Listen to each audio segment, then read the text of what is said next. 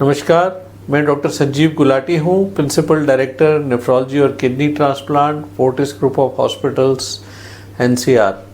आज हम बात करेंगे HMPV यानी human metapneumovirus and kidney patients.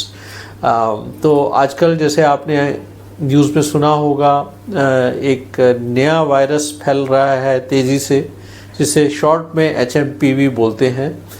ये एक रेस्पिरेटरी वायरस है। ये कोई नया वायरस नहीं है, ये पहले भी था लेकिन प्रेवलेंस लो थी और आजकल एक एपिडेमिक आ रहा है।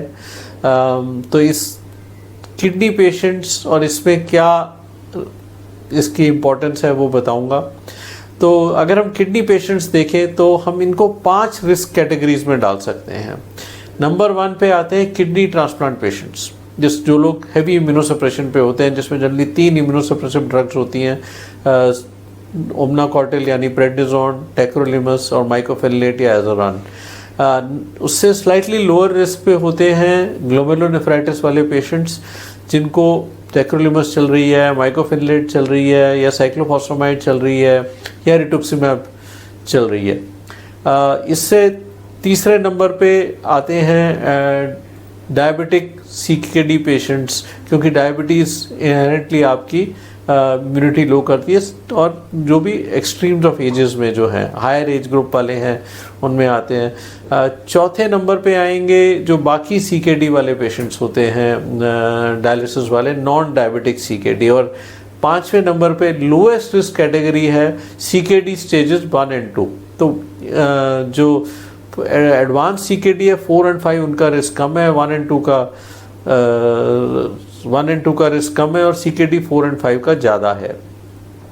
तो पहले तो ये बताएंगे ह्यूमन मेटान्यूमोवायरस क्या करता है। ये खांसी जुकाम करता है, निमोनिया भी कर सकता है, और अगर आपकी एज बहुत कम है या बहुत ज़्यादा है, या दूसरा जैसे मैंने बताया, अगर आपको किडनी की ये प्रॉब्लम्स हैं जो हाई रिस्क कैटेगरी में, तो आपको ये ज़्यादा सीवियर इन्फेक्शन हो सकता है। सिम्टम्स क्या हैं? सिम्टम्स कोई भी वायरल इन्फेक्शन जैसे हैं, जिसमें नाक का बहना, कफ होना, सांस फूलना, गले में खराश होना, वीजिंग होना यानी साई साई की आवाज़ होनी, हाई ग्रेड फीवर होना, या कोई रैश है, लेकिन ये सब कॉमन सिम्टम्स होते हैं किसी भी वायरस। तो जब तक हम टेस्ट नहीं करेंगे तो हमें पता नहीं चलेगा कि आपको HMPV इन्फेक्शन है।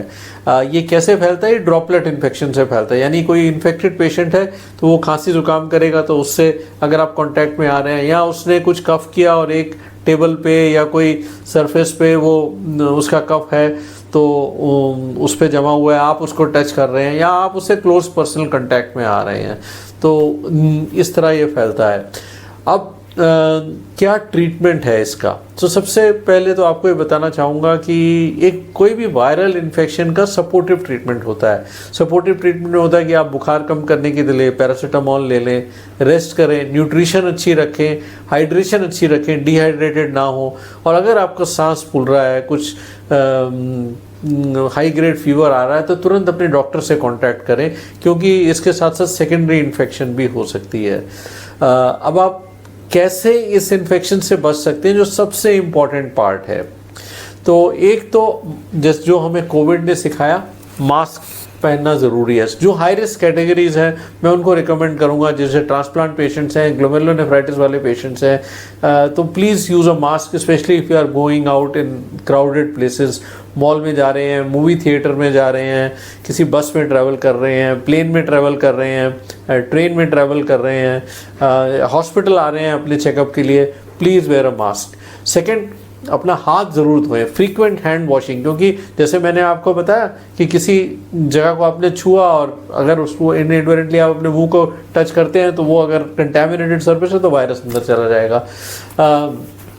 साथ ही साथ अगर किसी इंसान को खांसी जुकाम बुखार चल रहा है तो थोड़ा उससे दूरी मेंटेन करें। ऑफिस में अगर आप जाते हैं तो ऐसे इंसान से थोड़ा दूर रहें, मास्क ज़रूर पहने इस दौरान जब तक ये इन्फेक्शन फैल रहा होता है। और लास्ट नंबर पे अपनी वैक्सीनेशन अप टू डेट रखें। देखिए, ये जितने वायरल इन्फेक्शन होते हैं इम्यूनिटी तो कम करते हैं, लेकिन इसमें सेकेंडरी इन्फेक्शन होती है, प्रिडोमिनेंटली निमोनिया हो सकता है, फ्लू बिगड़ सकता है। तो साल में एक बार अपनी फ्लू वैक्सीन जरूर लें।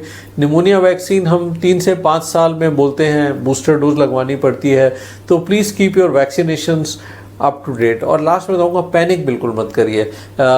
मुझे मालूम है अगर हम टीवी देखें तो अब चैनल्स पे ये बढ़ा चढ़ा के इसको पेश किया जा रहा है कि इस तरह का वायरस है, लेकिन ये वायरस नया नहीं है, बहुत सालों से है। It is like any other virus and you need to be just safe and sure. Thank you.